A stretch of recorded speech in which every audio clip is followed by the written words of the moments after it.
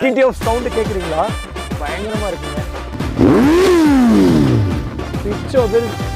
இந்த மைக்கை வந்து இப்போ நான் கழட்டி உள்ளே வச்சிடுறேங்க. எதனாலன்னு வந்து பார்த்துட்டிங்கன்னா போகிற வேகத்தில் இந்த மைக்கு ஈக்கெல்லாம் பறந்துருங்க. அதனால தான் மாப்பிள்ள சவுண்டு எவ்வளோ தூரம் கேட்குதுன்னு பாருங்க.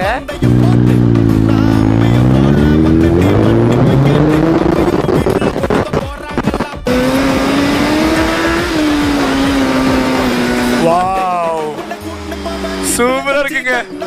ஏய் டிடி அந்த பவரை ஃபீல் பண்ணீங்களா?